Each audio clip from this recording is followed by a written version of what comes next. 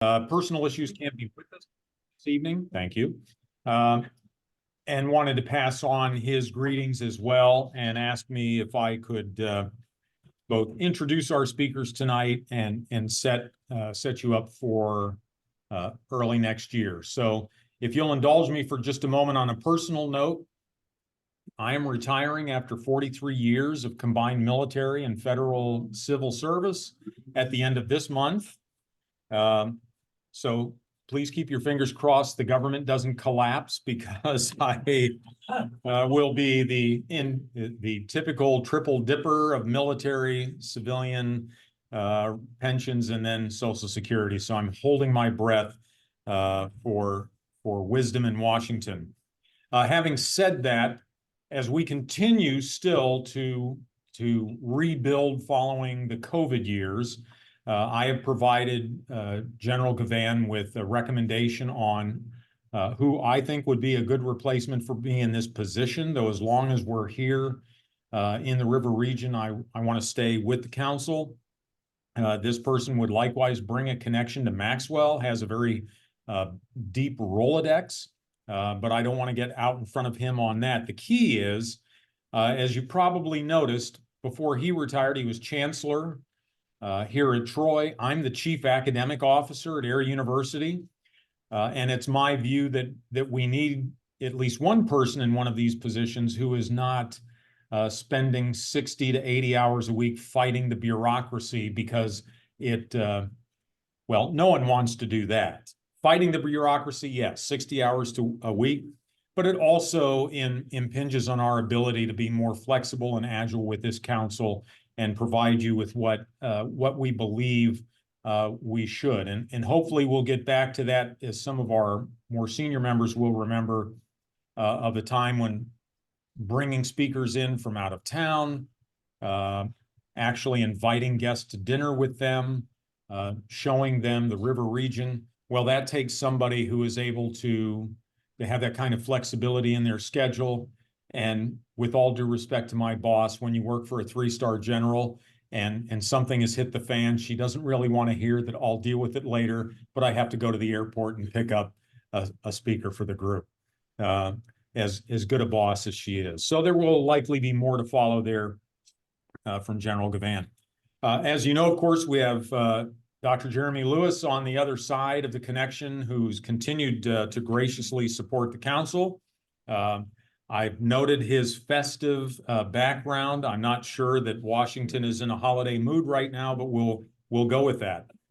This evening, of course, as we have for years, we're wrapping up this particular year, and I'm pleased to introduce several of my colleagues from the Air War College as they speak about their regional security studies courses for the year. Regional security studies is a core course at the Air War College. The U.S. students will ballot for one of 13 to 14 different regions. I, again, myself this year taught the course that took them to the Baltics.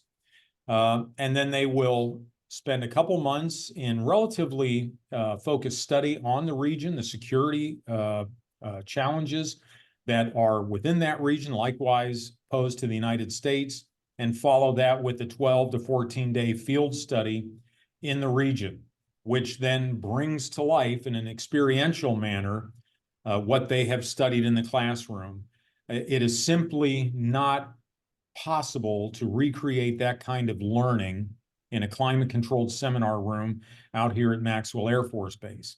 At the same time, they also play an important role on your behalf and on behalf of our country as a broader form of outreach to our allies and partners around the world. And as you can imagine, with all the challenges that we face, there has never been a more important time for the United States to maintain firm alliances and partnerships as we watch potential storm clouds gathering on the horizon. And so before I depress anyone further, let me move on and introduce our speakers this evening. Each of them will provide you with, as before, kind of a top-level overview of their region. And then when complete, we will open the floor for your questions and comments. Leading us off this evening is my colleague, Dr. Margaret Sankey. Her region was Southeast Asia, and I'll state at the outset, she's an important part of my team. It's not in this bio, but she heads Air University's Office of Sponsored Programs, and is a vital, serves a vital role in our broader research agenda at Air University. She has spoken to the council before. Hopefully you will recall that when I introduce her or read her bio.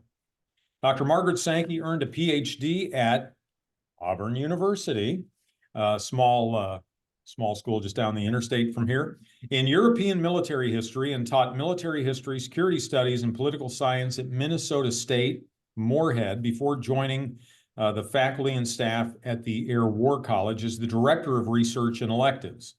Currently, she is Air University's research coordinator in the Office of Sponsored Programs, matching and supporting Air University assets with Department of the Air Force research problems. Her publications include Blood Money: How Criminals, Militias, Rebels, and Warlords Finance Violence; Jacobite Prisoners of 1715, Preventing and Punishing Insurrection in Early Hanoverian Britain; Women in War in the 21st Century; and the NACBS Love prize-winning article co-written with Dr. Daniel, and I'm probably going to butcher this, Zecchi, Elite Culture and the Decline of Scottish Jacobitism, 1715 to 1745, in the journal Past and Present. She'll be followed by my colleague, Dr. Alex Lassner, whose region was Central Europe. His research interests are foreign affairs and international security policies in Europe during the interwar period, the previous interwar period from 1920 to 1938. Hopefully we're not in an interwar period right now, because that means there's another war at the end of the interwar period. He has a PhD and a master's in history from The Ohio State University, specializing in modern military and Central European history. He's a Fulbright Scholar in Austria and a Presidential Fellow at Ohio State. Prior to coming to the Air War College, Dr. Lassner worked as a consultant to the Mershon Center for International Security and Foreign Policy Studies, and as an assistant professor of comparative military studies at our own Air Command and Staff College. During this period, he published numerous articles and essays on modern military history, co-edited a book on the Dollfuss and Schuschnigg era in Austria, and undertook various other research projects.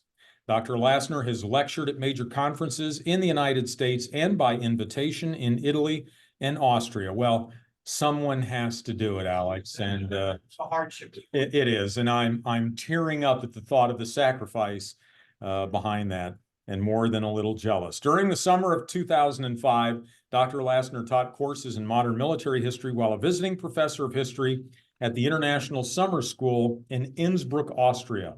He is currently revising his manuscript on European foreign and security policies in the 1930s for publication. Our final speaker is Dr. Ashley Townsen, whom we've also heard before here at the council, whose region was Southern Africa. His advising interests include political movements, political protest, rebellion or revolution, psychology, terrorism, political and violent groups, African politics, and peacekeeping operations. It sounds like a good set for election year 2024.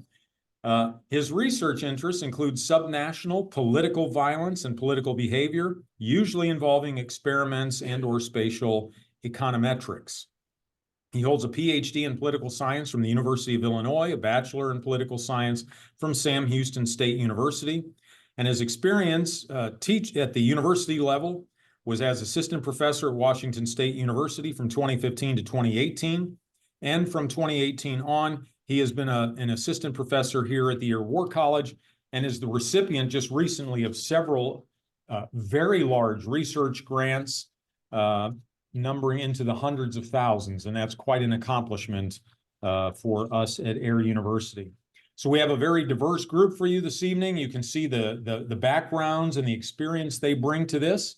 Without any further ado, I'll turn the floor over to Dr. Sankey, and you may speak from here or the table, wherever you feel most comfortable. Thank you.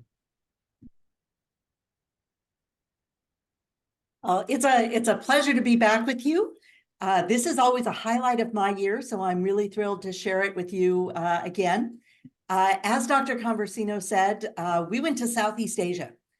We went to the Philippines and Thailand, particularly Bangkok and Manila.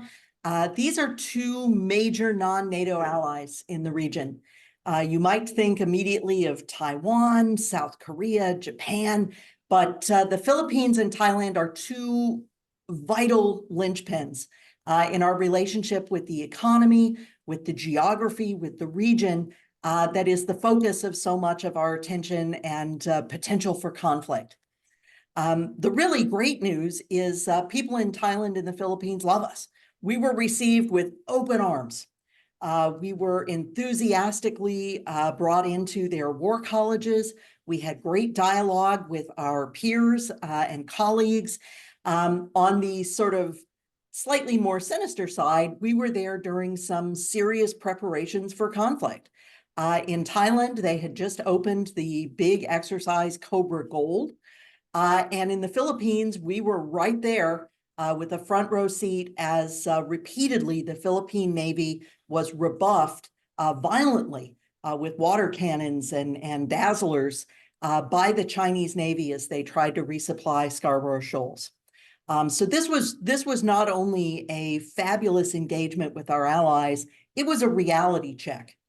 One of our students, when he returned to start engaging with the big war game that the Air War College does, pointed to the map, and somebody asked, well, how close are the Spratlys to where you were?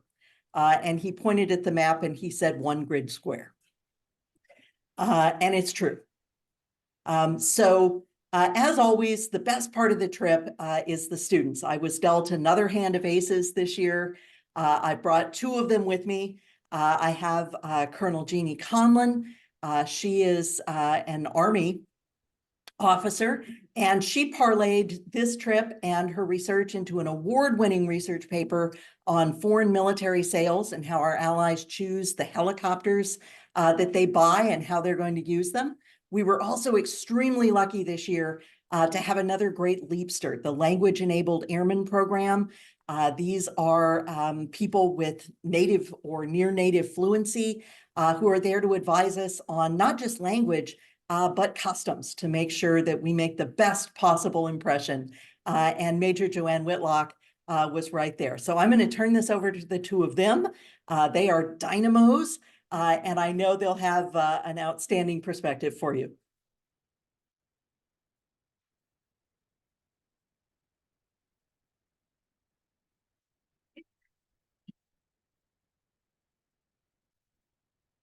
Good afternoon, Colonel Jeannie Conlon. Major Joanne Whitlock. We're just here to share our experiences on our trip to Philippines and Thailand. So what Dr. Sankey didn't tell you is all the hard work she put into teaching us about the region before we went out there. We spent 10 weeks of just learning everything from how they developed as a country, as a region, to where they are today. And then when we got there, we got to see, hey, does what we see and what we experience match kind of our perspectives from America, right? So we sit every day, watch news. We see the things that are going on in the South China Sea, also known as the West Philippine Sea to the Filipinos. And they will get insulted if you call it the South China Sea. So we have to be very particular to make sure we said that. But, you know, we see that on TV. What does that mean, right? What does that mean to us? And is that how they perceive it over there? And I will tell you that from my experience, I completely changed the way that I looked at the problem set over there in the Indo-Pacific region. A lot of these countries like the Philippines and Thailand, they're stuck between a rock and a hard place. They have economic and cultural ties with some of our competitors, like, you know, the PRC, the People's Republic of China. And they, like Dr. Sankey was saying, they love Americans. And so if there is something that does evolve, then they're between a rock and a hard place on what do they lose at what cost, right? And then from a Leapster perspective. So just to kind of add on about the LEAP program. So the Air Force Cultural Language Center down in Maxwell, they have a specific program called LEAP, Language Enabled Airman Program, where they deliberately develop service members with native, near native language skills so that they can be embedded in different efforts across the globe. So for me specifically, I'm born and raised in the Philippines, Tagalog, I'm native speaking Tagalog. So I was extremely fortunate to get embedded with the RSS trip to Southeast Asia to kind of serve as the country matter expert and for basic translation, for cultural, political, military, and economic engagements, kind of bridging that gap between the Air War College students and the locals and the country myself. And then for me personally, what was really important for this trip, it was that I grew up in the Philippines, and it was, this trip alone has taught me so much, and it bridged my cultural heritage to my steadfast patriotism to the United States. So it was this dual purpose for me that was a very touching experience. So that's what I'm trying to represent here with all the LEAP program. Yeah, we had so many different experiences from things that are very integrated into American culture as well, like Muay Thai, right? That was one of the things that we got to do when we were in Thailand, was to go to a Muay Thai fight, a bunch of fights. It's all, like how America sees the UFC, right? We got to do that. We got to ride elephants and experience what it's like to be close to animals that we don't typically have that ability in the United States. And in the Philippines, we went to one of the sugar plantation, and we got to see their dances, and we went to one of their museums where we can see their history through all of time and how important the United States has been over time to the Filipinos. I am half Filipino, and I had only visited once. So I learned a lot about myself as well on, okay, that's why these things, I have these type of tendencies. Also, karaoke, right? That's a real thing. So in the Philippines, one of our last things that we did was we did a one night at karaoke, which people had never karaoke before, like had the best night of their life. And then we ended in the Philippines and the Thailand, because we did Philippines separate, in the West Philippine Sea, also known as South China Sea. And it is just beautiful there. So the thought of, China and all the conflicts that are going there, the doubt that the Filipinos have had on US's commitment to stand by them, like we have over many, many years, has gone away, right? We have showed up, we're saying we're here, we're having more engagements with them, we're tied more with them, and they're with us, arm in arm. They're at the tip of the spear. If something is to come up in that region, most likely it'll be in their backyard. So that's our experience. We're happy to take any questions that you may have.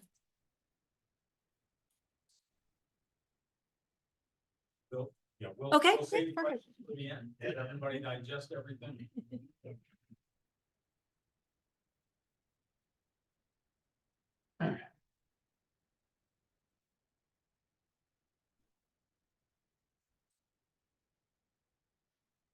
Jeremy, do you want to bring those up?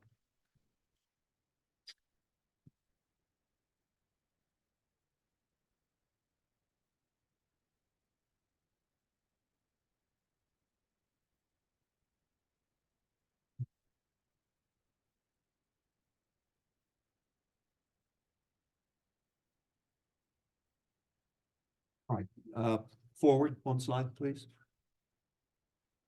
Good evening, everyone. It's a pleasure to be back here, actually. I have been here before, but it's been quite a while. I think about 10 to 15 years since my last time before this august crowd. So it's a pleasure to be here again this evening. And I'll talk briefly with my time this evening about sort of Central Eastern Europe. Just a couple sort of notes as I preface all of this. Central Europe in particular is something that I think many of us who grew up during the Cold War don't really have a good mental picture of. So I have provided a color-coded one here on the map. Partly that's because after the Second World War, Central Europe as a sort of historical, cultural idea vanished during the Cold War, right? And instead, Europe became either Western Europe or Eastern Europe. And there really wasn't a Central. Once the wall came down in '89, Central returned, most especially in the minds of the Europeans. But over on this side of the Atlantic, that's kind of lagged a bit. I guess I should say My parents are both Austrian. My wife's Italian, so I spent a lot of time over there. And it didn't, that's one of the frustrations, I guess, that Austrians, Germans, Poles have oftentimes with us over on this side of the Atlantic, is the idea of Americans kind of lumping in either Eastern, particularly, or Western. All right, so that takes us to the slide.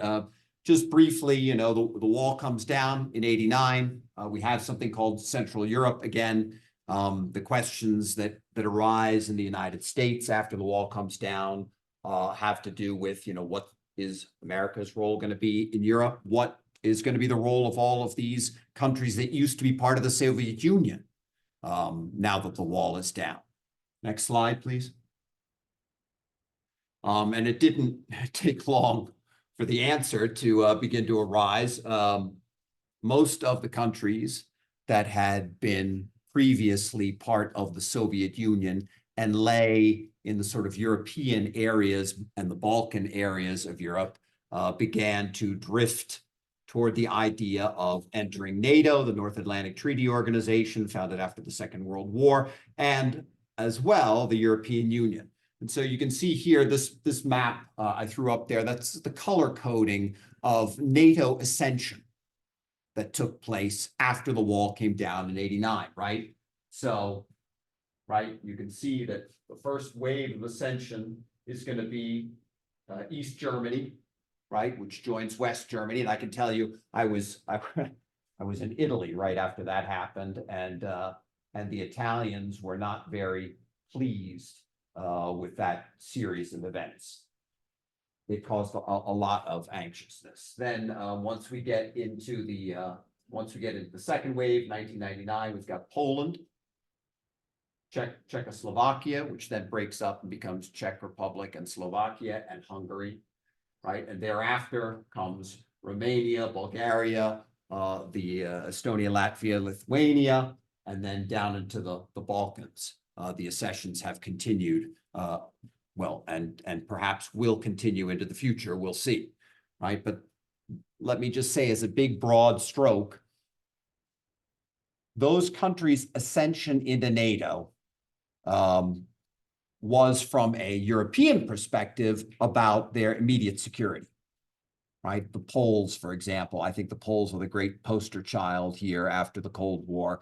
The Poles understood in their own minds immediately that to avoid being redigested by the Russians in some indeterminate future, they needed to get into a security relationship. NATO was the best one for that, but especially because NATO is backed by the United States.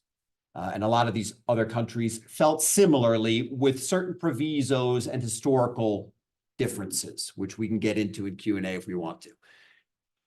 The other thing that these countries looked to was membership in the European Union. Next slide, please. Next slide, please. All right, I go back 2 slides. Sorry, go back to there. Yeah, European Union. So I'll use this map for it, even though it doesn't show it. But the European Union starts, well, actually the antecedents for the European Union start before the Second World War. But after the Second World War, the French become the drivers for the coal and economic union in Europe, which then eventually becomes the basis for German and French cooperation, and that lays the bedrock for what's going to become the European Union. And the European Union, long story short, eventually begins to pick up a head of steam by the 1980s and 90s as more and more countries begin to join what eventually is going to become the European Union. The Union tries to put together a constitution, which fails repeatedly and miserably. And so eventually we get the Lisbon Treaty in 2006 that is the de facto constitution for the European Union. And these countries that are now free after the collapse of the wall in '89 also begin to join the European Union.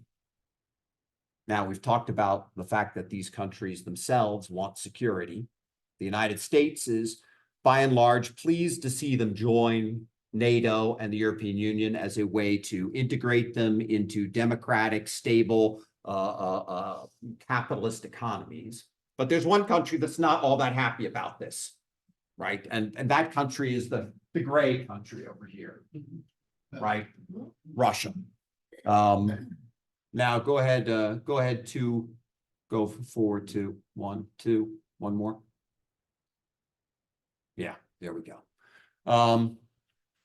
The Russians were not happy about this at all. And although this is probably ancient history for most Americans, during the war in Iraq, the second war in Iraq, the 2003 war in Iraq, there was even chatter in DC repeatedly about the idea that at some point, Georgia, and not the neighboring state of Georgia, but the one over there, right? Georgia and the Ukraine and Belarusia might eventually, who knows, join NATO, join the European Union, right? There was immediate differences and fractions within the European Union and NATO about that, most especially for our discussion here, Germany, right? Under Angela Merkel, who was then chancellor, there was a lot of pushback, and the issue kind of died down until in 2008, Russia decided to start to grab low-hanging fruit, as I call it. And they grabbed parts of Georgia, and they also began to threaten, which they'd already been doing with respect to missile defense. They'd already threatened Poland and Czech Republic repeatedly, but also they began to pressure Ukraine. That included shutting off the gas supply to Ukraine twice in the O's. And it's also during this period of the O's that you begin to see a split within NATO. And that is between those countries within NATO's, they're really mostly part of the V4, the Visegrad group. And those countries are Poland, Czech Republic, Hungary, and Slovakia, right? Those countries most assuredly desired the ascension at some point in the future of Ukraine and maybe even Belarusia into NATO, European Union. The rest of NATO was a variety of mindsets about this, let's put it that way. Next slide. There are a lot of different security issues that countries in Central European are dealing with right now, right? Probably the biggest one, if it's not Ukraine, for a country like Poland, right? Central Europe, former Eastern Europe, we used to call it. The big security issue is Russia. Russia. What else? Russia. Oh, and there's also Russia, right? But for a country like Italy, for a country like Spain, for a country like Austria, for a country like Slovenia, right? Slovenia is, just so you guys know, right down here at the top of the Balkans. It used to be part of Yugoslavia, right? The number one issue, probably in each case, is immigration, refugees, and what's going on there. Even though energy security now and the war in Ukraine is probably a very close to, in some cases, and maybe even a tie with number one. So previous to the Russian invasion, however, this group of countries like Germany, like Austria, like Slovakia, Slovenia, Italy, they weren't concerned about Russia at all, right? They're viewing Russia as an economic partner, as an energy partner, and as a future good behavior in Europe. The Germans go so far as to base their entire energy policy in the teens on the idea of cheap natural gas coming out of Russia. So the entire energy policy, the entire green energy policy in Central Europe is based on the idea of Russia as a friend. Right, that all gets thrown down the you-know-what. Let's go ahead and skip to next slide. Next slide. All right, that all goes down the toilet in 22 when Russia, first in 14, it seizes Crimea, and then 22, Putin does a George Bush the Younger, right? He thinks, 2 days to 2 weeks, $2 billion, I'll have Ukraine. Right, that was, if you listen to the old Sunday morning talk shows going into the first Iraq war, it was always 2 weeks to 2 months, $2 billion. That was going to be the cost of Iraq, right? Well, it didn't work out that way. And for Putin, it didn't work out that way either. And so things blew up in the Russian face, but it also caused a major problem for all of these Central European countries that we're talking about. Next slide, please. And one more slide, please. All right, that's what will take us to today, right? For starters, many of these countries' issues of energy security have all been dashed to pieces.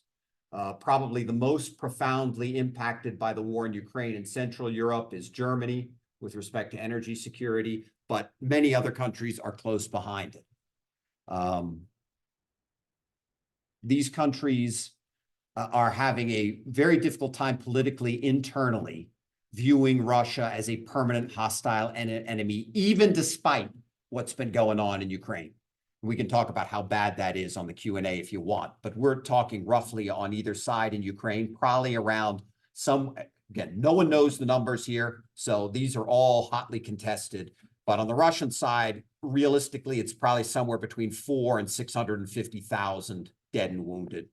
On the Ukrainian side, probably between 300,000 and 400,000 dead and wounded. Again, we don't have hard figures on any of this stuff. So it's a major conflict, right? I mean, actually, if you look at it historically speaking, I think it's got to be in the top 10% just in terms of dead conflicts since 1815, right? Which is a pretty shocking way to think about it.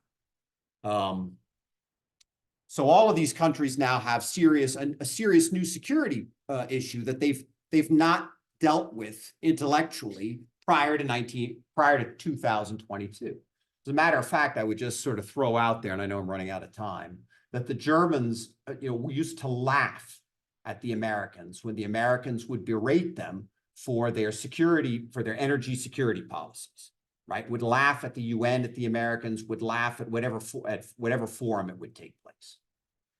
So that brings us to today very briefly and what we saw when we're over there.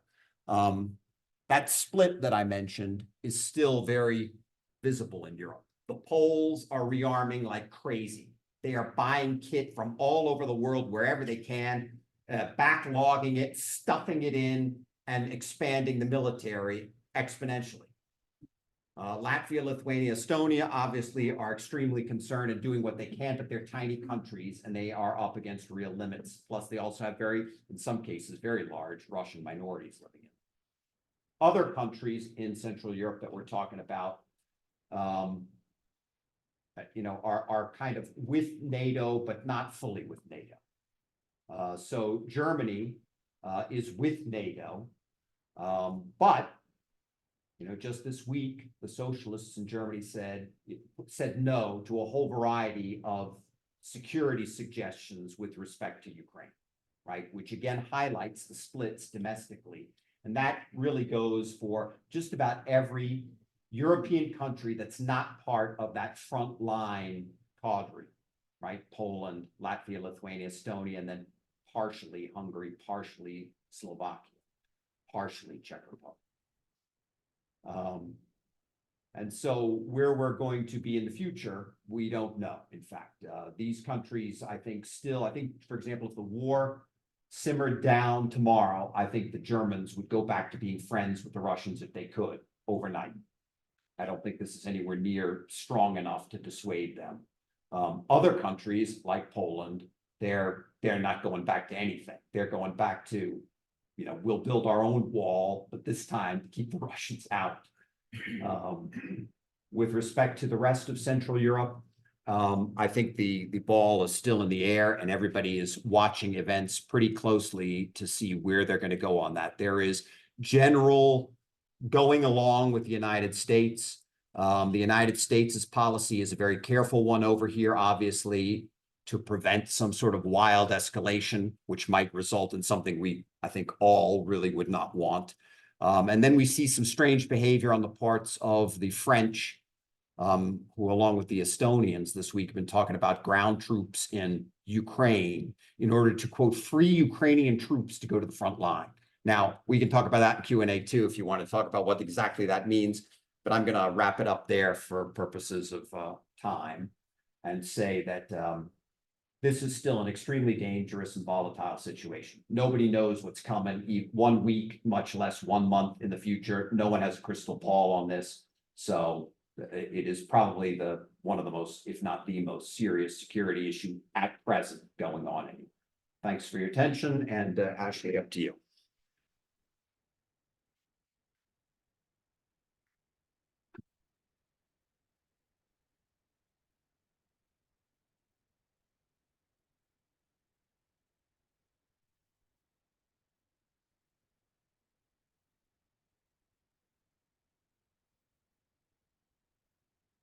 All right, thank you. Let me begin by thanking you for inviting me. I enjoy these. This is my third, I think, time I've spoken here, and I enjoy it every time. It's always a highlight of the year for me as well. Let me begin by saying I also brought 2 students with me. We have Miss Basti Gilmore, who's a DoD civilian, and Colonel Michelle Weiss, an Air Force officer, both of which I was extremely lucky to have in the class and on the trip to Southern Africa. I'm one of the Africanist experts at the Air War College. This trip went to Southern Africa. We visited the countries of Tanzania and Malawi. Today, for the next 10 minutes or so, I'm going to begin by giving you some thoughts on Africa in general, and then kind of walk our way through the engagements we had in Tanzania and Malawi and kind of where those fit in to U.S. interest on the continent, to security issues on the continent, and to what I think is important to know. I've said this in this forum before, but I'll say it again. Oftentimes when I come to give talks like this, particularly when I'm following somebody who's talking about Central and Eastern Europe and the war in Ukraine, and someone who's talking about Southeast Asia and the potential war with China, I often have to begin by saying, why should the U.S. care about Africa? And let me begin by saying that U.S. policy may not be focused on Africa. The U.S. population may not be focused on Africa in 2024, but it will be, because Africa is coming. And I'm going to explain why I think that's the case for a few minutes here. Africa is the last place on Earth that is going through a massive population boom. While the rest of the world ages, Africa is getting younger and having population increases on a scale that we have not seen in modern times. And let me give you an example, or a few kind of statistics and examples to explain kind of the scale and the depth of their population boom going forward. So the average age in the US is inching towards 40 years old. The average age in Europe is well over 40. In Japan, it's well over 40. In South Korea, it's well over 40. And most of the developed world, it's either approaching 40 or well over 40. In Africa, the average age today is 15 years old, which means half the population is under the age of 15 and half the population is older than the age of 15. They are going through a population boom like the world has never seen. There's some reasons why that's the case, and I'll be happy to discuss that during the Q&A. Why is Africa going through this now? And there's some logical reasons why they're doing this, but it's important to note that. And to give you a sense of what I mean by this, it's estimated that by 2050, 1 out of every 4 people on Earth will live in sub-Saharan Africa. That's the population boom that's going on.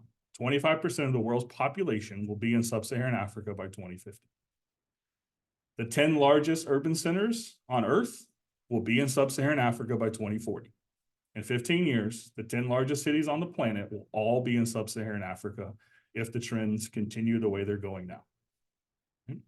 We saw a city like Kinshasa in Uganda, for example, has the infrastructure of Montgomery and the population bigger than New York City.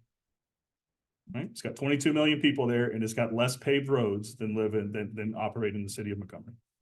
And so we're dealing with a population boom that is staggering in some ways. And I think that's going to force America, Europe, and some other places to deal with Africa and its foreign policy in a way that we haven't thought about going forward.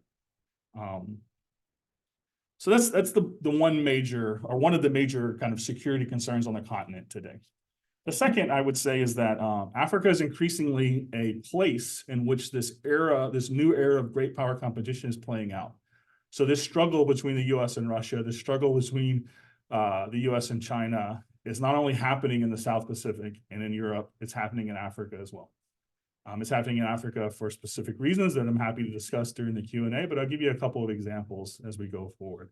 China and Russia are doing different things on the continent. China is mostly engaged in economic activity on the continent, provides very little security, doesn't really sell a lot of arms on the continent. Mostly it's there for its own economic benefits and engaging in natural resource extraction, some infrastructure building that I'm happy to discuss. In my opinion, the much more dangerous actor on the continent in 2024 is Russia. Russia's consistently engaging in being a security provider in places that we don't want them to be a security provider throughout the continent. They are constantly engaged in supporting, propping up, and keeping in power regimes that don't align with us and that we would prefer not to survive. And you may have seen in the news over the last few years, coups in Mali, coups in Burkina Faso, a civil war that's raging in Sudan, potential coups in Chad, human rights abuses in places like the Central African Republic, the most recent coup in Niger, and the recent request by the Nigerian government that all U.S. troops leave. We currently have about 1,000 U.S. troops in Niger on an air base there, and the Nigerians have asked us, get out. All of that is directly connected to Russian activity on the continent. Russia, through their previously named Wagner Force, and now have renamed the African Corps, or African Corps, uses that quasi-independent military organization that's really controlled by the Kremlin to be a nefarious actor on the continent and to make sure that the governments that they like, that we don't like, stay in power. And when that's not the case, then they're perfectly happy to undermine a government and engage in a coup, which I think without doubt is what occurred in Mali and Burkina Faso and Niger. They're behind I would say they're behind the civil war going on in Sudan, or at the very least, fueling it in a way to keep it active and more deadly than it probably would be without their nefarious activity. So Russia on the continent is, I think, in 2024, and probably for the next few years, the much more dangerous actor for U.S. security interests than China. China's activity on the continent is not great, but it is not the kind of immediate danger that the Russian activity is. With that said, the RSS trip this year focused on Southern and Eastern Africa and went to Tanzania and Malawi. I chose Tanzania and Malawi partially because when I lead these trips, I like to pick two countries that are as politically and economically different from one another as I kind of can. And that's the case with Tanzania and Malawi. Tanzania is an East African country with access to the Indian Ocean, one of the largest ports on Eastern Africa. In Eastern Africa, is a major political player in both Southern Africa and East Africa. For the region, is an economic powerhouse, has a relatively developed level of infrastructure, has a functional military and a functional political system. They're not democratic in the way we think about in the West, but they are functional. Their economy is likely to grow at a fairly healthy clip, 5 to 7% over the next decade or so, and they're increasing their power on the continent. And so I think with this population boom, Tanzania is a place that can harness that to increase their economic, political, and military power going forward.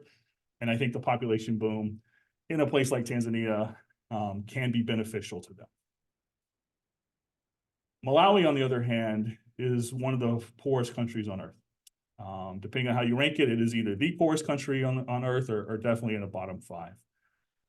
The average income for an everyday Malawian is under $300 a year. It is poverty. There's a poverty level that I think most Americans and most Westerners cannot fathom without seeing it. The unemployment rate in Malawi for people under the age of 18 is about 70%.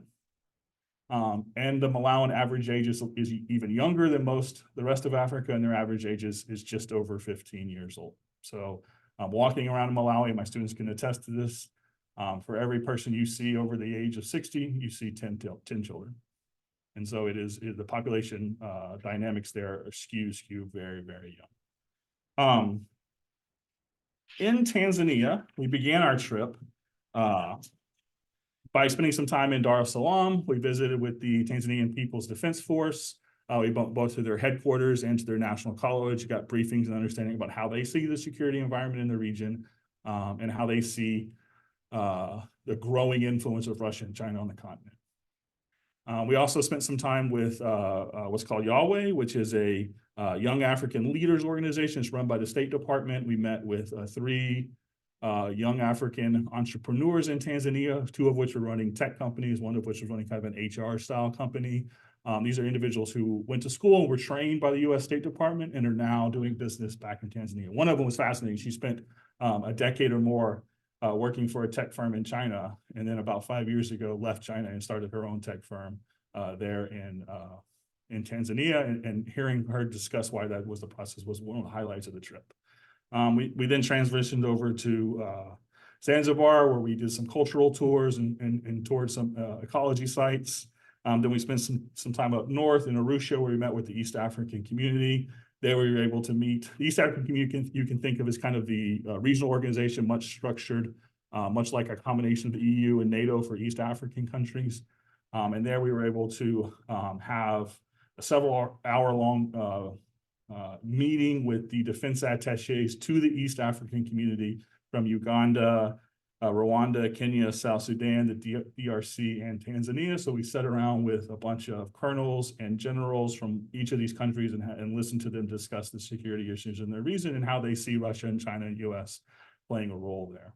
And I think the students got quite a bit out of that. Then we transitioned over to Malawi, where we met with the Malawian Defense Force. Their staff college there, which interesting enough was set up partially by the Air Command and Staff College here at Maxwell. So if you're unfamiliar, the Air Force or the DoD in general has a program where US PME institutions will help create military education institutions in other places around the world. This is pretty active in Africa. We've helped them construct and develop the curriculum for many of their military institutions throughout the continent, and this was one of them that has only been going on. We were there during only the 2nd year that they've had a staff college, and the folks at ACSE here, I'm actually helped them set that up in the first place. So I think they found that quite interesting, the students. We also went to the Malawian Defense Force headquarters, learned about their deployments as peacekeeping operations in the Congo. They have about 1,000 troops deployed in the Congo, and it is by far their largest military operation in the country's history, and what's going on and kind of consumes their daily activity is that peacekeeping operation going on in the Congo. I'd be happy to discuss that more, why they do that, how they do that, what's going on with their peacekeeping forces. And in that engagement, we got to tour, interact with a Malawian elementary school. We went to see a Malawian elementary school classroom. We saw some students give us some demonstrations on how they learned and what they learned. And I know for myself, it was one of the highlights of the trips, and I think the students really enjoyed it as well. To give you a sense of this is one of the better schools in Malawi, if not the best school in Malawi. It's run by the Malawian Defense Force, so it's a military style elementary school. They had about 100 students to every teacher that was there. And so we were in a room that was a quarter the size of this with over 80 kids in it and 1 teacher, all sitting on the floor, learning and being as well-behaved and active learners as I think you would find anywhere in the world, but dealing with the type of conditions that makes that difficult. And then I will also say one of the highlights of that trip is we went to a medical clinic there in Malawi that is funded by the US AID. This is a clinic that is focused on providing PEPFAR medications and PEPFAR testing through the U.S. State Department's program. And for those of you who are unfamiliar, PEPFAR is the U.S.-led program that helps identify HIV positive Africans and get them medication. It's been, I would argue that it's the most successful foreign policy program that we've had in the U.S. since the end of World War II. Estimates range, but most estimates put that PEPFAR alone, it's only been around for about 20 years, has saved about 25 million African lives. So there's about 25 million people in Africa who would not be alive today if PEPFAR didn't exist. It's an incredibly efficient, incredibly cheap program for U.S. foreign policy. And it's run by USAID, and Malawi is one of the places where it's most active because they have a high HIV positive rate in their population.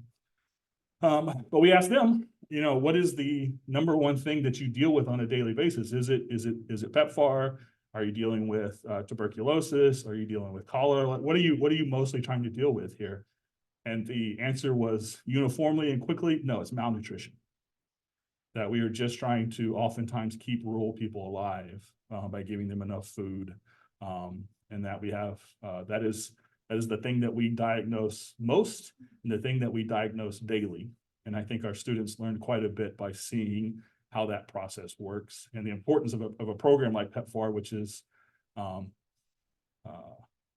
would say, essential to the future of Malawi going forward. So that was our trip. I think the students got a good eye-opening experience in Tanzania and Malawi. Very different than the other RSS trips for a reason. And often one of the most popular RSS trips, the students, I think I was the #1 choice this year. The students get to choose which one they want. They wanted to go to Southern Africa. I might have cheated a little bit and taken my promotional video to lure them in. I took it on the beach in Zanzibar last year when I was there, so I might have made the trip look a little more luxurious than it ended up being. But with that said, I think I have 2 students here who would tell you that it was a fantastic learning opportunity and changed the way they look, to the point where I think Colonel Weiss there is considering a post-Air Force career after she retires as a medical officer there in Malawi or Tanzania going forward. So thank you for letting us speak, and I'm looking forward to your questions. If I could have the 3 speakers, a little crowded up here, but so you can see them. I'll take this microphone. We'll do our usual, of course, we have guests online. So while Jeremy gathers some questions there, I will start with one here in the room if we have one for any of our speakers.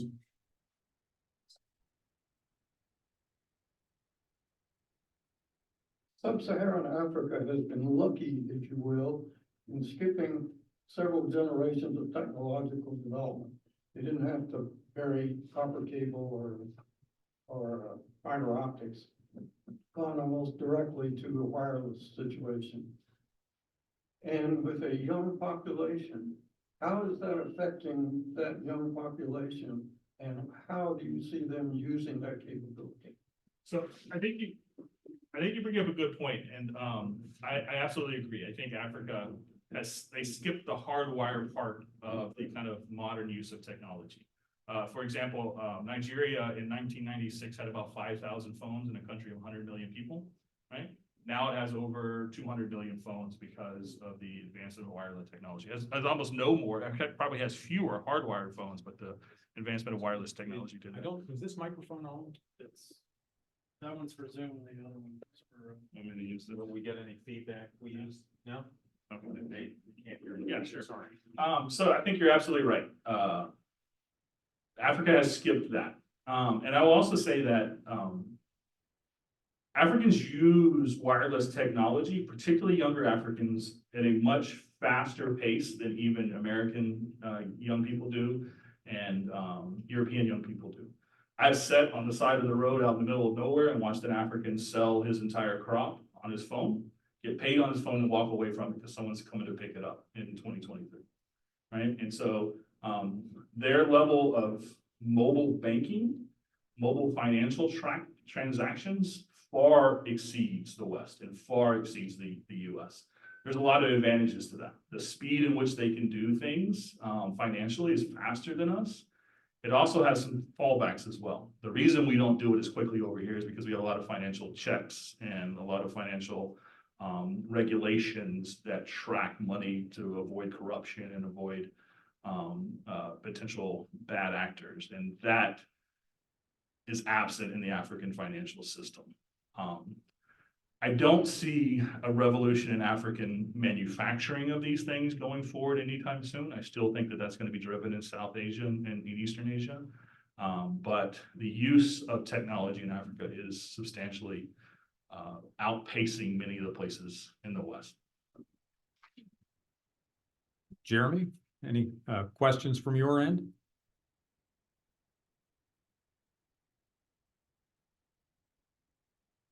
We can't hear you.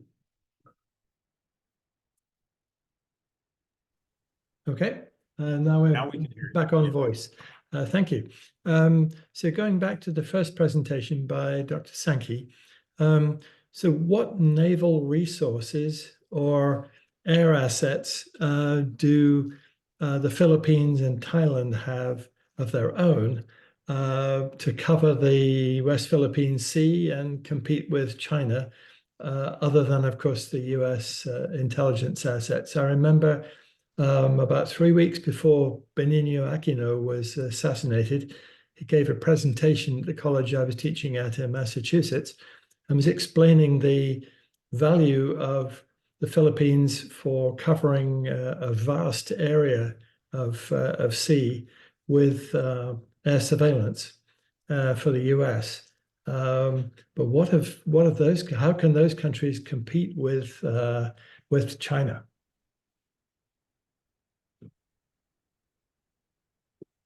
Well, thank you. That's a fantastic question and one that several of my students grappled with. Certainly in the case of Thailand, we know that the Thai Navy has purchased some Chinese vessels, which is a matter of great concern. The Philippines, something that I emphasize in class, is just how big the Philippines is. It is, and the joke in the Philippines is that they have, about 7,000 islands, depending on whether it's high or low tide. This is a massive amount of geography to cover. They also are responsible for their own Coast Guard. They're trying to protect their fishing. They're dealing with lost boats. They're trying to deal with the needs of the people who live there, not just defense. And so this is an enormous challenge, especially for a country which, although it has a very dynamic economy, is not a wealthy country. Navies are extremely expensive. The technology, the stand-up, the upkeep, the updates is massive. So they've made some very smart investments in the kind of ships that can do those kind of multi-role jobs. They work in partnership with the United States. They have a very good partnership, which is interesting given the historical relationship with Japan for some aerial surveillance to give them some early warning.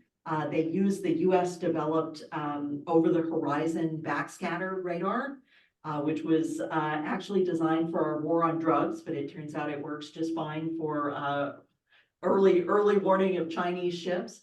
And they really parlayed their heritage as a maritime people. We saw that in their museums, in their public monuments. They're very proud, not only of being ferocious allies and fighters with the US, but of being sea people. And so protecting their waters is something that they're sacrificing to defend. And as I mentioned from the podium, it was kind of a nail biter. I mean, some very brave people went out in comparatively small boats, headed to resupply the artificial reef, and were met by much larger Chinese vessels bent on some harm. The second voyage that we saw in the newspapers and watched on TV, the Philippine Navy actually sent an admiral out to be on the bridge to de-escalate as well as to show how serious they were. And he was knocked down and injured by a water cannon. So it's a lot of area to cover. The Philippine Navy is accepting help, doing their best. But your point is an excellent one. This is a vital piece of their defense, and they are stretched to the limit. Thank you. Next question here in the room.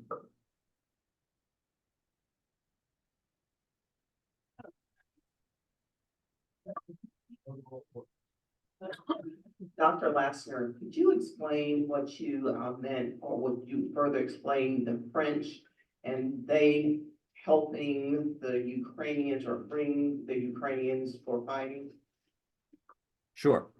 The French have kind of gone back and forth since the beginning of the conflict, between kind of leaning forward and desiring further and greater escalation in this and pulling back.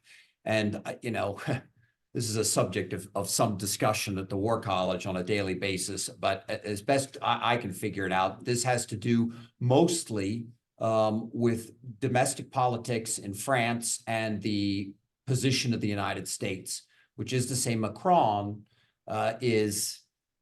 Macron has no position himself, right? He is a creation of essentially the destruction of French politics in the last two elections, which has seen the socialists disintegrate and has seen the French right disintegrate. And he's done that by very, very deftly maneuvering on issues to maximize his appeal. And one of the things that the French love is when the French take a leadership role that gives them maximum visibility in the European Union and is in some sort of contrast, the more the better, to the United States. Since the United States has been pulling back for obviously complicated reasons, including domestic political ones on Ukraine, Macron, in my view, has seen this as an opportunity and has been pushing for at least 6 months and saying, in my view, outrageous things like putting French ground troops in there. NATO better get ready for the big one. And he's at least gotten the Estonians to bite on this week with the idea of putting in troops somehow into Ukraine such that it would free up Ukrainian troops. But I don't think this is in any way, shape, or form reflective of some sort of deeply held views by Macron. He's a banker. And he got elected by simply doing what he needed to do to get elected, and because also the socialists and the far right under Le Pen were so objectionable to so many people. So that's where we are on this. If I could throw in on that, using my current position, you may recall President Macron early on drew criticism because he said we cannot leave Russia humiliated.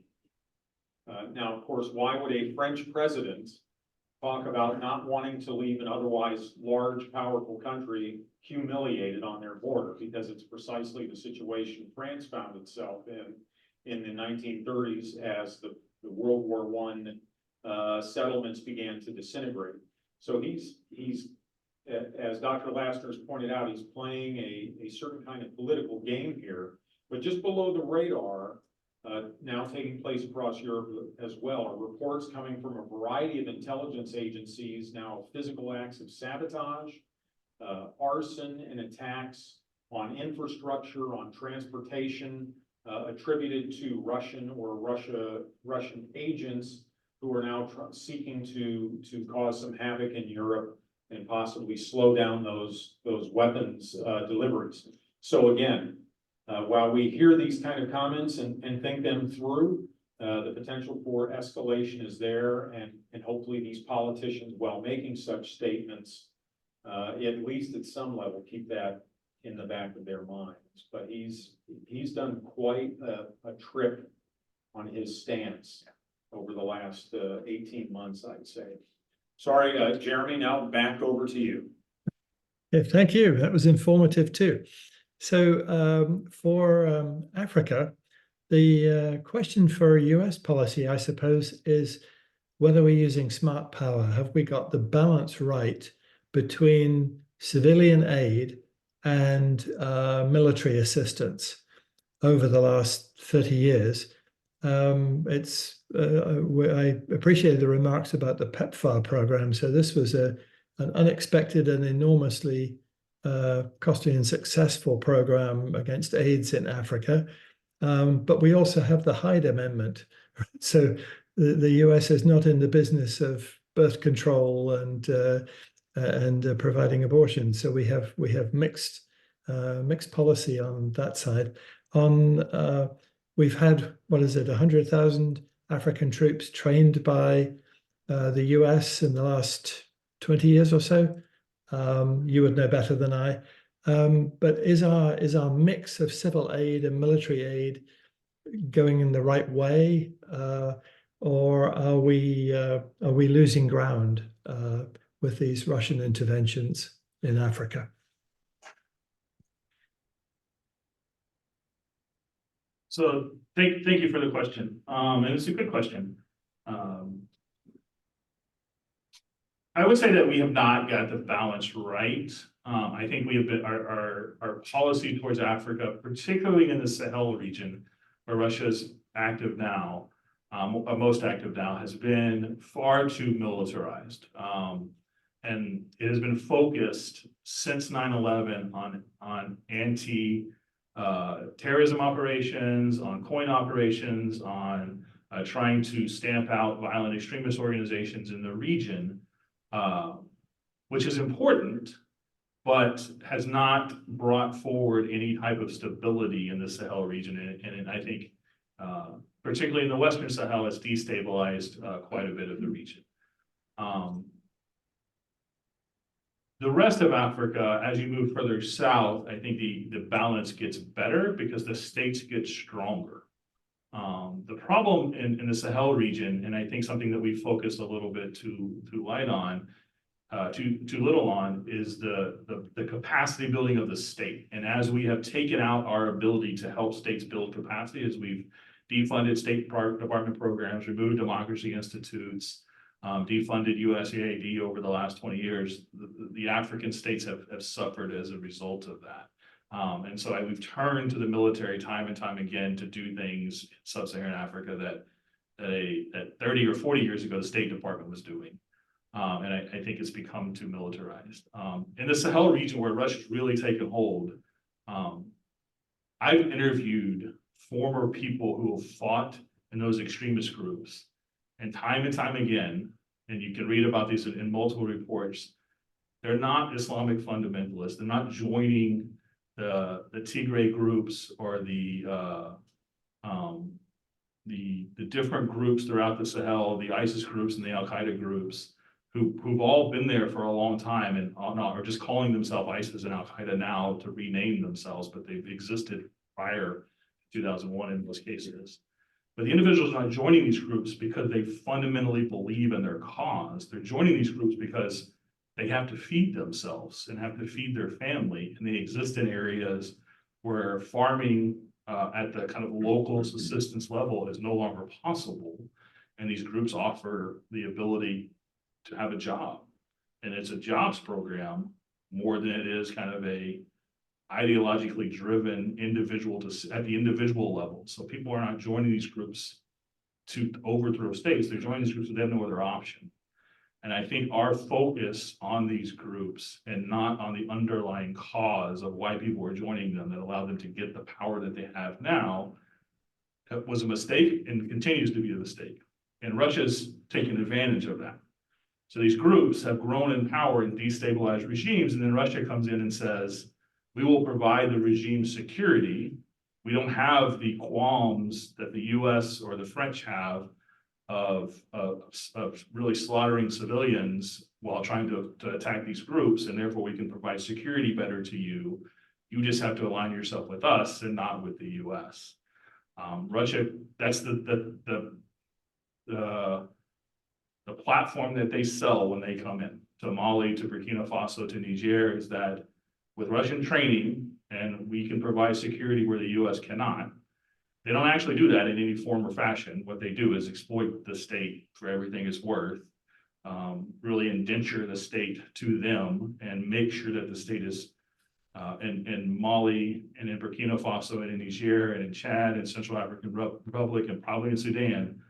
None of those states, none of those regimes, none of those presidents can survive without Russian assistance. And Russia makes sure that that's the case. So that the regime survival is dependent upon Wagner being there and providing them support. That's not what Wagner said they were going to do when they came in, but that's the reality of it today. And I think our focus on security as opposed to our focus on capacity building allowed that to happen in the region. In other places in Southern Africa, we've been much more effective in Botswana, in Tanzania, and in Kenya, in Zambia.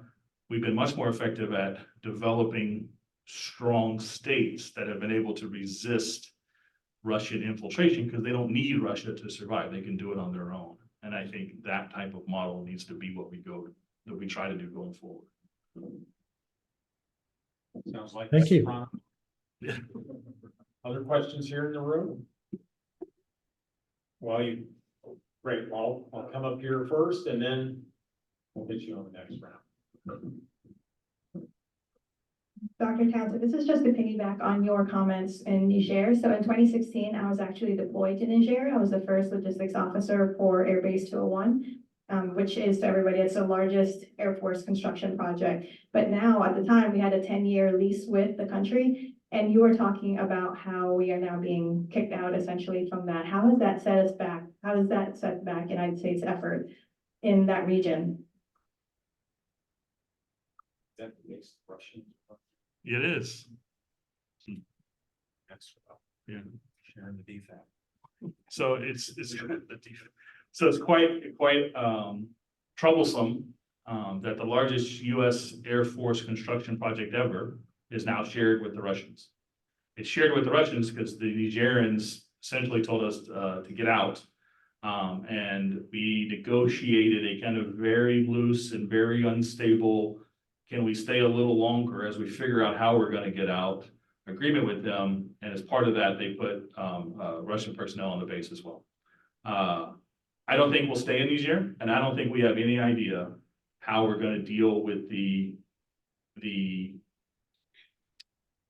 problems in the region without that air base. And I think we don't have any idea. We will be able to do it. It will just become the sorties we're going to have to fly and the operations we're going to have to do are going to have to be done from substantially further away. The reason we built that base in the first place is that it's mostly an ISR base, as I'm sure you know, is to be able to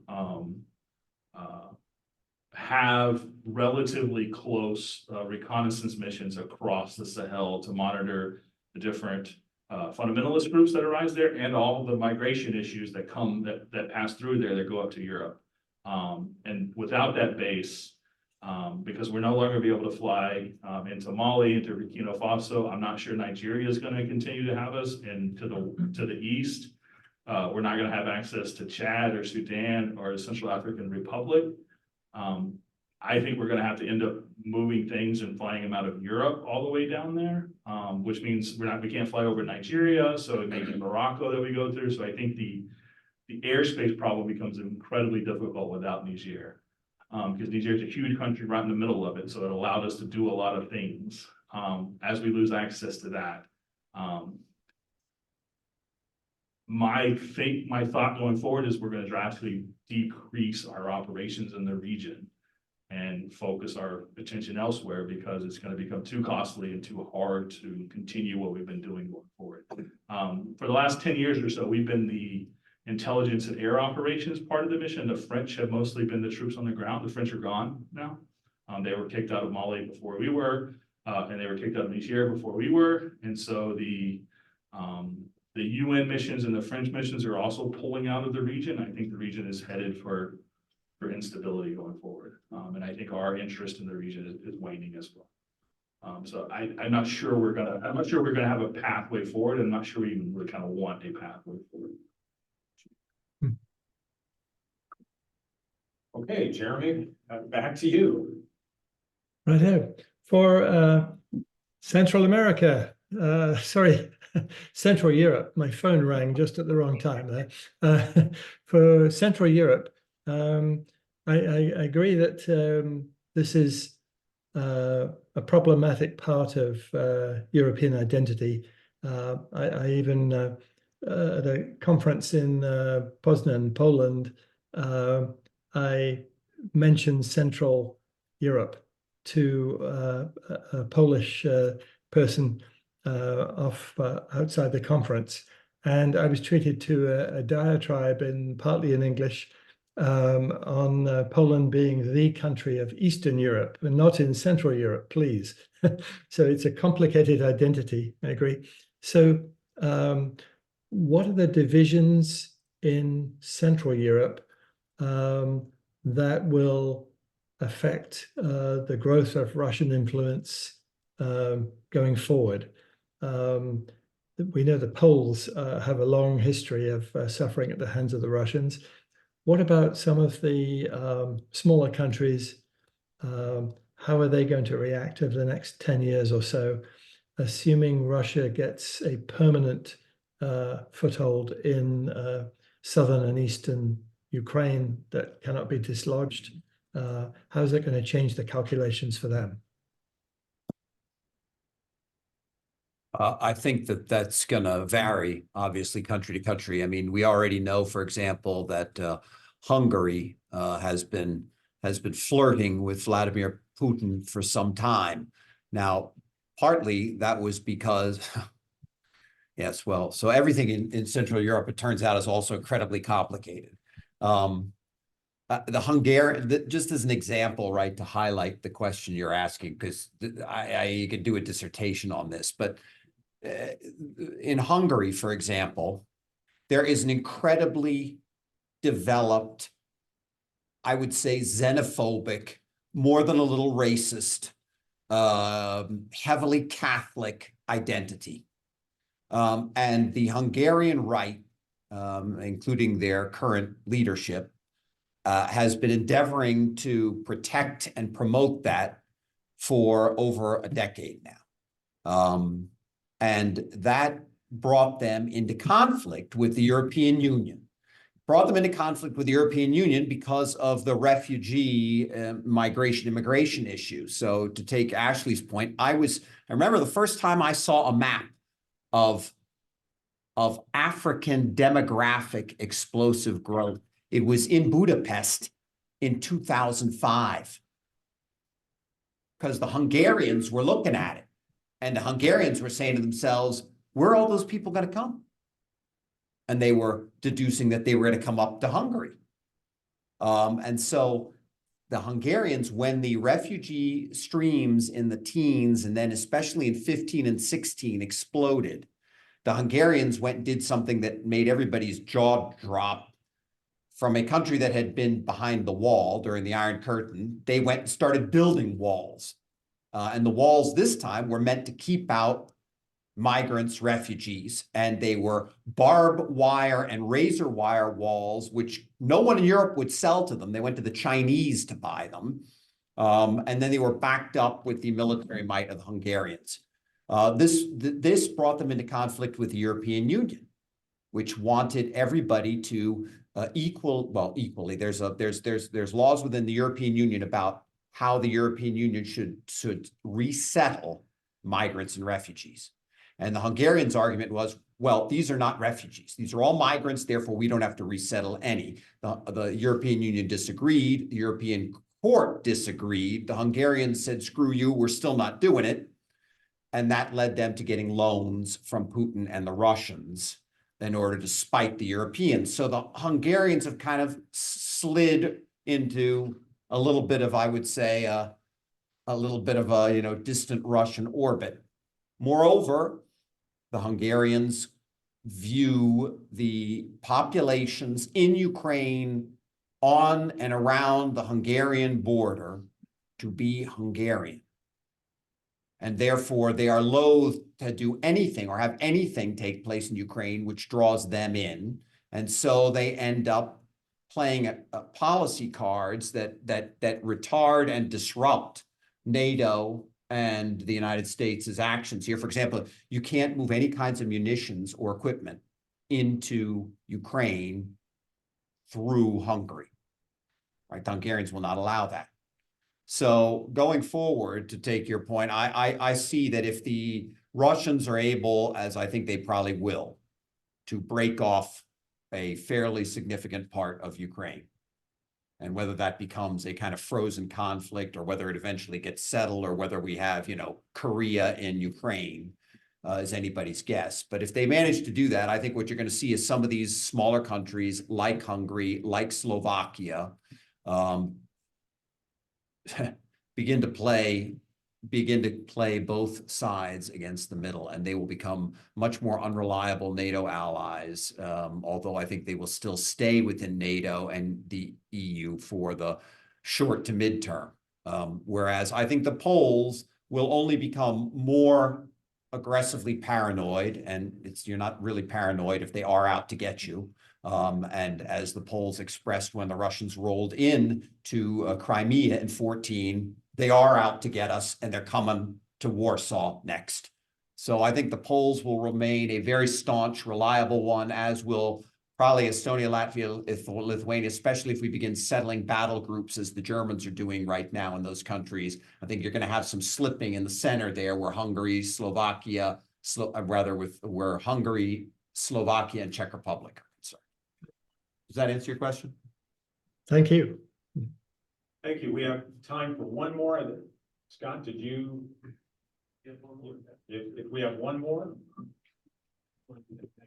Oh, you're going to be that guy.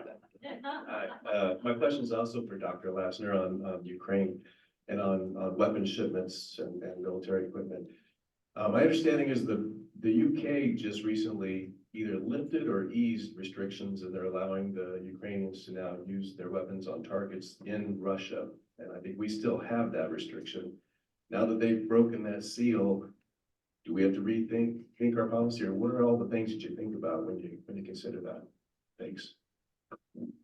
Well, I mean, this is all part of a steady escalation of this conflict since it began, right? The thing to remember about Ukraine is it has escalated and it has escalated and it has escalated, and it continues to do so. And that's the really worrisome trend, because every great war that's erupted has, with very few exceptions, come out of a small or a mid-sized war that got out of control, right? I mean, you know, World War I is the poster child for the opposite, where everybody can hardly wait to go to war and things just keep escalating right up. But what you notice these days is that we all try to watch and restrain ourselves. But you'll remember back to the beginning of the conflict when there was discussion about flying CAPs, right? Combat air patrols over Ukraine with Western kit, and what would happen if US planes shot down Russian planes and vice versa, right? So that's the real problem here, is that each step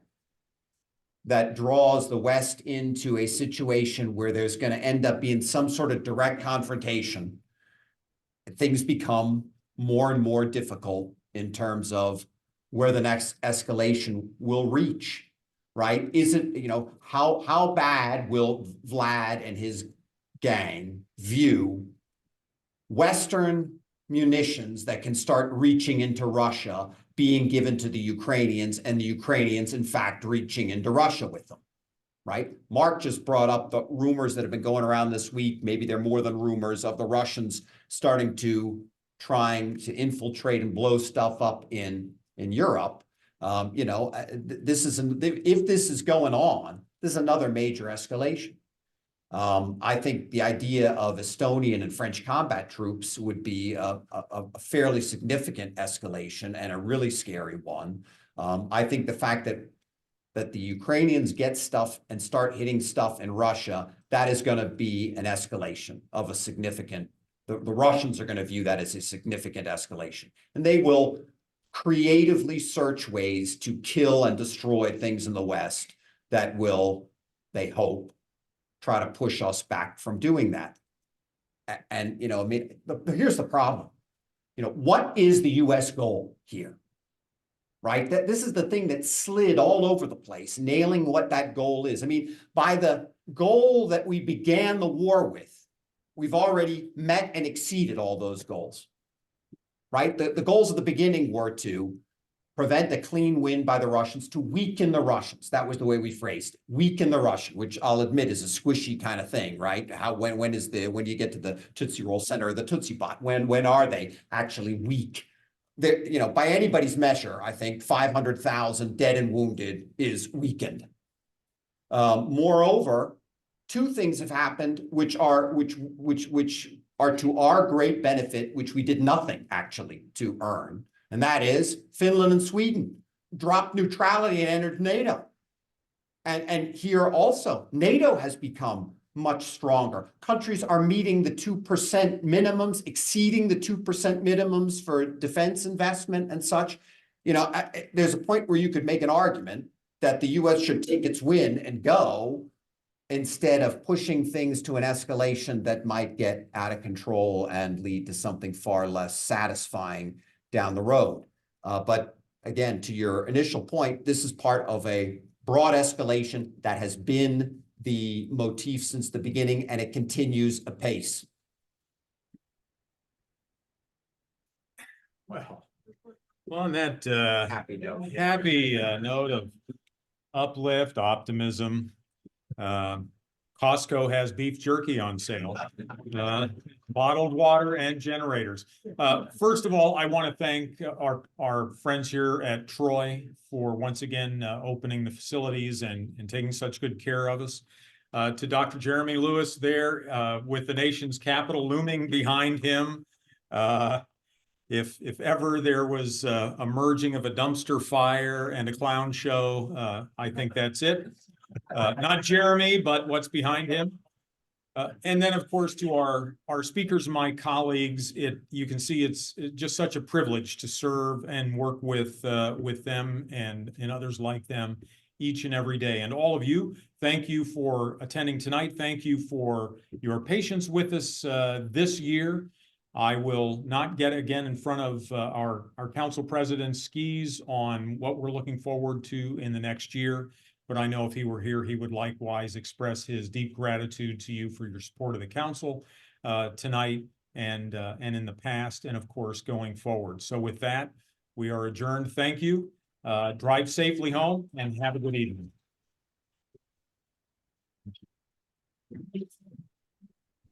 I'm with to me, Thank you for coming. ask me, and it also, so what is our strategy? What is it we're trying to do? Yeah. We gotta go. It's Together. And if we're trying